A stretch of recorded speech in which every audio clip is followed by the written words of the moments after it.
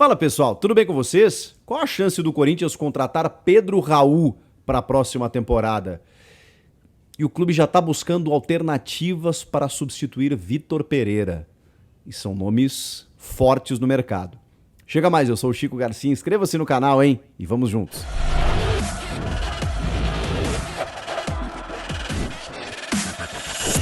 Bom, vamos falar desse centroavante sensação do Campeonato Brasileiro, 18 gols marcados, vice-artilheiro, né, o Pedro Raul, atrás apenas do argentino Herman Cano, ele que tem 25 anos e está emprestado pelo Caxiua Reysol à equipe do Goiás.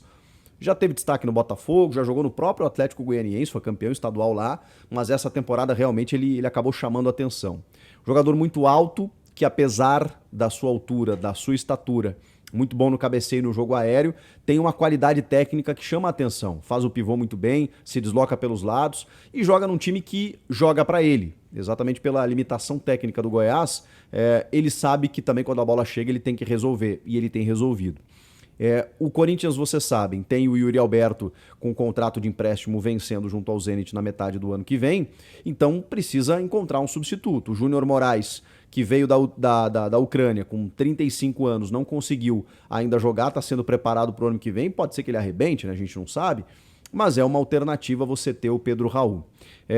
A grande informação é que são duas. Primeiro, já se sabia que esse jogador seria assediado ao fim dessa temporada. Inclusive outros clubes já manifestaram interesse. Grêmio, Internacional, Flamengo, Palmeiras, pelo menos em sondagens, né? O Corinthians não ficou apenas no campo da sondagem, o Corinthians se movimentou. Iniciou conversas com o empresário, com o staff do atleta, para poder se antecipar. E ofereceu a ele um altíssimo salário. O que é um altíssimo salário? É um salário na casa dos 600 a 700 mil reais. O Corinthians paga mais do que isso para vários jogadores do elenco. A questão é que no Goiás ele recebe 200 mil. Então, trata-se de um aumento poupudo. O próprio presidente do Goiás, que gostaria de manter o Pedro Raul no ano que vem, sabe que não vai conseguir competir com esse nível salarial. E é possível até que haja um leilão até o fim da temporada, né? A gente não pode descartar isso nunca. Porém, essa iniciativa do Corinthians em negociar já com o staff do atleta chamou a atenção tanto do staff quanto do jogador, que se mostrou muito inclinado, satisfeito, interessado em vestir a camisa do Timão na temporada que vem, o Corinthians que provavelmente estará na Copa Libertadores. Ele sabe que ficando por aqui, num clube de grande visibilidade, pode atrair ainda mais os olhares da seleção brasileira. Ele já está na pré-lista do Tite, hein? Foi um dos nomes vazados, segundo a TNT Sports, dos 55 da pré-lista do Tite, que foram enviados para a FIFA, mas que não foram divulgados, assim como outras federações. A gente foi descobrindo aos poucos alguns nomes, porque os clubes foram notificados e o Pedro Raul estava entre esses nomes. Então é um jogador que segue no radar da seleção, que quer continuar jogando no Brasil exatamente por isso. Então tem uma chance muito boa do Corinthians contratar. Só que, claro, o Caxiua Reysol não vai querer reemprestá-lo, quer vendê-lo. E o valor de mercado dele, que chegou a ser de 2,5 milhões de dólares, já está na casa dos 3 a 4 milhões de dólares. Isso dependendo do câmbio, né? Hoje o dólar baixou um pouquinho, mas aí a gente tem uma conta fácil aí de cerca de 20 milhões de reais para você investir num centroavante. O Yuri Alberto é um pouquinho mais, né? O Yuri Alberto custa 25 de euros, que foi o que o Zenit pagou por ele. Mas aí tem um envolvimento de jogador na troca, né? O Mantuan também pode ficar por lá, ele já tem um valor de mercado de uns 15 milhões de euros, daí já abate um pouquinho, enfim, é uma outra negociação. Então, o Pedro Raul, com 20 milhões de reais, é considerado até um valor baixo pela idade que ele tem e pelo que ele pode corresponder.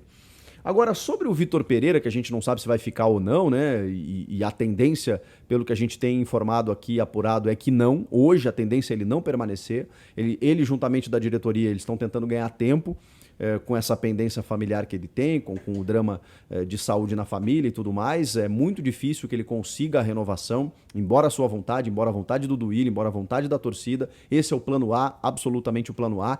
Não havia um plano B, mas isso mudou. Isso mudou nos últimos dias exatamente por essa condição de que a sua família está irredutível em vir para cá e ele não quer ficar mais um ano longe da família nessa circunstância. Então, o Corinthians começou a se inclinar para outros nomes. Um deles E isso até não é novidade, já foi inclusive veiculado, é o do argentino Juan Pablo Vojvoda, técnico do Fortaleza. O Duílio até ligou para o Marcelo Paz, dizendo que não fez proposta diretamente para o Vojvoda, como foi noticiado, e que se fizer, procurará o próprio Marcelo Paz.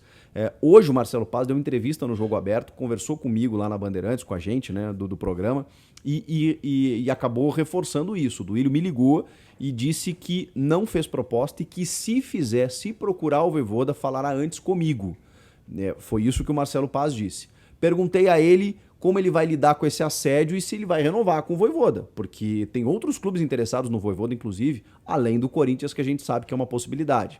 Já falamos também que o Corinthians definiu que sem o Vitor Pereira vai atrás de uma comissão técnica estrangeira, pelos métodos de trabalho, pelos processos, por tudo que o Vitor Pereira apresentou nessa temporada. A ideia do Duílio, sem o Vitor Pereira, que segue sendo o plano A, é ir atrás de um estrangeiro. E nada melhor do que um cara que já conhece o futebol brasileiro e que fez um brilhante trabalho no Fortaleza mais uma vez, né? Ele acabou disputando a Libertadores, focou nas Copas, né? Conseguiu avançar um pouco, se perdeu no primeiro turno do Brasileiro e depois teve uma recuperação espantosa e pode até levar o Fortaleza para mais uma Libertadores, nem que seja uma pré-Libertadores. Então vai depender disso também. Será que ele não vai querer continuar o projeto por lá? Enfim, o fato é que o salário dele realmente é abaixo do valor de mercado que esses grandes clubes podem investir. Ele ganha 350 mil reais. Por isso que veio a notícia de que o Corinthians teria oferecido 3 vezes mais, porque o Corinthians pode pagar mais de R$1 milhão para um técnico de futebol.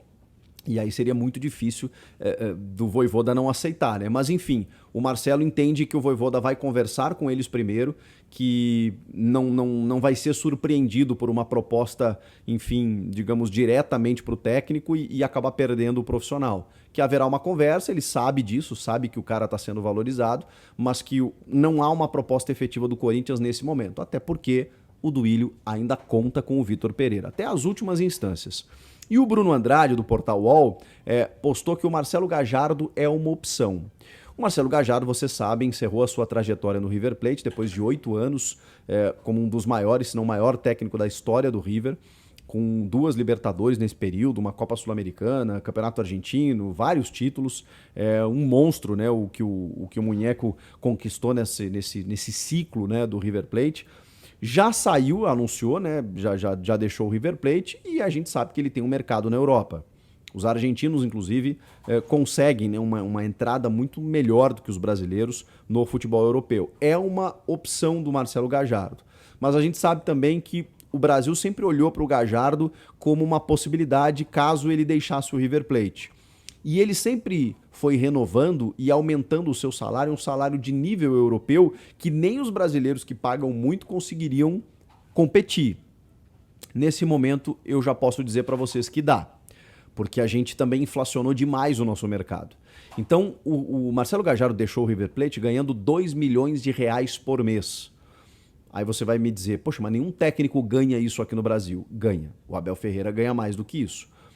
Mas é um técnico que renovou, já dentro da sua chegada, se pagou porque ele rendeu em premiação muito dinheiro ao Palmeiras com os títulos conquistados, e é um técnico extremamente valorizado aqui, enfim, não há o que discutir. Mas sim, o Abel Ferreira ganha mais do que isso no Palmeiras. O Corinthians paga para toda a comissão do Vitor Pereira R$1.800.000. Quase R$2 milhões para toda a comissão técnica do Vitor Pereira. Será que não daria para pagar R$2 milhões para um técnico como Marcelo Gallardo? Será que ele iria querer mais do que estava ganhando? Porque todo profissional quer uma valorização. Aí eu já acho que dificulta um pouquinho. Mas enfim, não é um valor tão distante quanto a gente imaginava. Não é um valor tão distante quanto o Corinthians paga para o Vitor, nem que outros clubes aqui pagam a seus profissionais. Então a gente está falando realmente de uma possibilidade. Resta saber se o Gallardo vai querer ficar no Brasil, vai querer treinar um grande clube do Brasil na Libertadores ou se vai querer seguir para o futebol europeu. Mas são opções nesse momento do Corinthians. Marcelo Gallardo, Vojvoda e, acima de tudo, uma comissão técnica estrangeira. Mas o Vitor Pereira ainda é prioridade. E aí, o que vocês acharam dessas notícias? Comentem aqui, inscreva-se no canal, eu volto na próxima.